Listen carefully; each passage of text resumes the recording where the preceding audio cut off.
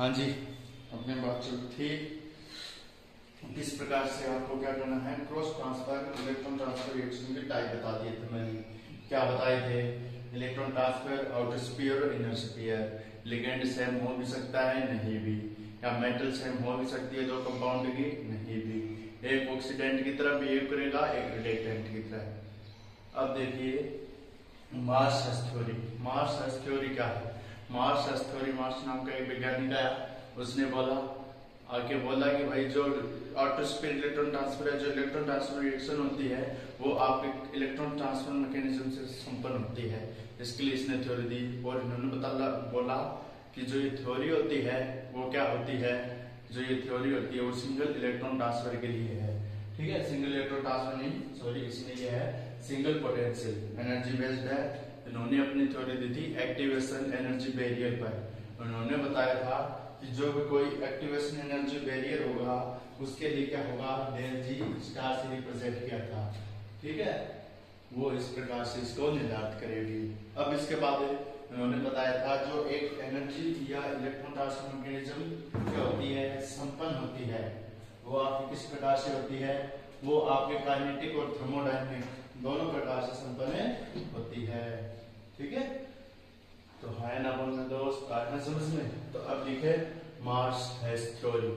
Mars theory लिखे 1956 में। ठीक है, गिवन बाय, ठीक है, it is theory given by 1956। ठीक है, बाय मार्स। यह थ्योरी किसके द्वारा दी गई? 1956 में मार्स के द्वारा दी गई। दूसरी लाइन लिखे, this theory based on single potential energy surface. This theory based on single energy potential surface. इसके बाद लिखे यह थ्योरी आउटर स्फीयर मैकेनिज्म में बहुत बड़ा सिग्निफिकेंट रखती है। यह थ्योरी आउटर स्फीयर मैकेनिज्म में बहुत बड़ा सिग्निफिकेंट रखती है। अब लिखें इसके बाद cross and self exchange reaction. Cross and self exchange reaction, cross and self exchange reaction में काइनेटिक और थर्मोडायनेमिक्स डाटा स्टोर के लिए यह थ्योरी उत्तरदायी है, या यह theory kinetic and thermodynamics data उपलब्ध करवाती है क्रॉस और सेल्फ इलेक्ट्रॉन ट्रांसफर रिएक्शन के लिए।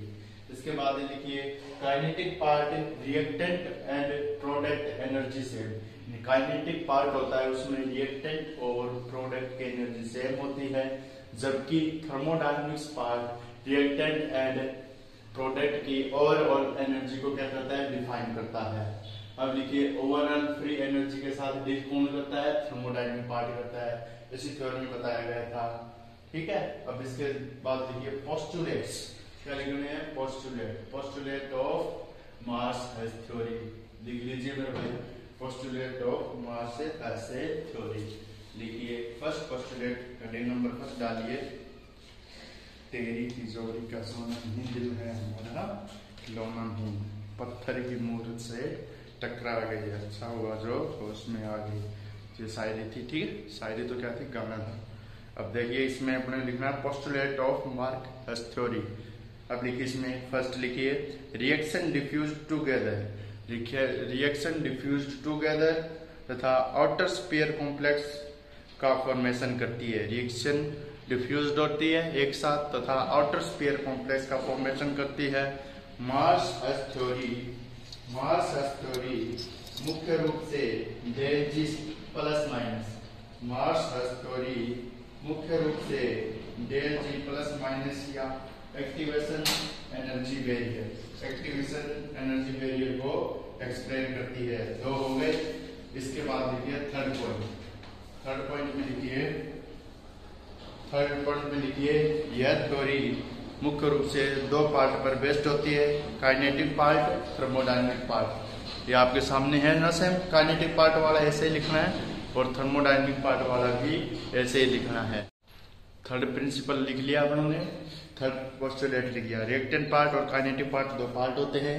रिएक्टेंट पार्ट रिएक्टेंट और प्रोडक्ट की एनर्जी को शो करता है, जबकि thermodynamic part overall free energy बताता है। अब देखिए मार्स इक्वेशन, मास्ट इक्वेशन क्या दी थी, डेल जी स्टार इसके इक्वल होगा W T डेल जी नोट स्टार, ठीक है। इफ डेल जी नोट या डेल जी स्टार, यहाँ पर डेल जी स्टार एक्टिवेशन एनर्जी है, एक्टिवेशन एनर्जी बैरियर है, यानी जो एनर्जी रिएक्टेंट से प्रोडक्ट कन्वर्ट करने के लिए आवश्यक होती है उसको एक्टिवेशन एनर्जी कहते हैं। अब इसके बाद आता है W क्या आता है, वर्क। क्या आता है मेरे भाई, वर्क आता है। ये है अपना इस प्रकार से। अब इनके दो ग्राफ बनेंगे, वो पढ़ेंगे एग्जाम्पल सहित, ठीक है। ग्राफ किस प्रकार से बनेंगे, ठीक है, वो पढ़ेंगे मेरे भाई। इसमें दो ग्राफ बनेंगे अपने, तो एग्जाम्पल देखते हैं इनका। देखिए, अब देखिए यहाँ पर ये एनर्जी बैरियर है 20 से 35 के बीच में, ये भी एनर्जी बैरियर है। दो पैराबोला प्राप्त होंगे अपने को, और इन डायग्राम को रिएक्शन कोऑर्डिनेट डायग्राम बोलेंगे। कौन सा डायग्राम बोलेंगे, रिएक्शन कोऑर्डिनेट डायग्राम। अब इसके बाद देखिए रिएक्शन कोऑर्डिनेट डायग्राम इनको बोलेंगे जिसमें दो पैराबोला प्राप्त हुए हैं। तो अपन लिख देंगे इसमें 2 टाइप्स ऑफ पैराबोला ऑब्टेन, दो प्रकार के पैराबोला ऑब्टेन प्राप्त होते हैं, यानी ऑब्टेन होते हैं। फर्स्ट है सीआर बोन, पहला है सीआर बोन स्ट्रेचिंग, ठीक है। सीआर बोन स्ट्रेचिंग कर रहा है और पोटेंशियल एनर्जी सरफेस है, ठीक है। ये कौन सा है, पहला बता रहा है कि सीआर बोन स्ट्रेचिंग है और पोटेंशियल एनर्जी सरफेस पर बेस्ड है। दूसरा है आपके सीओ बॉन्ड, कौन सा bond, CO bond.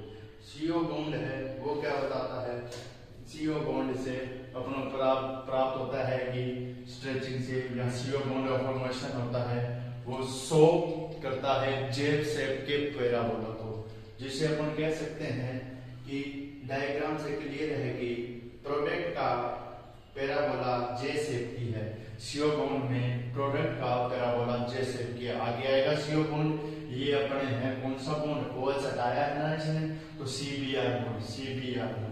CO bond आगे आएगा जिसमें Br की जगह OH आ जाएगा, इतना अंतर देखने को मिलेगा, ठीक है। वो सीओ बॉन्ड, उसका बनेगा ग्राफ, वो पढ़ेंगे अपन नेक्स्ट लेक्चर में। तो मिलते हैं नेक्स्ट वीडियो के साथ।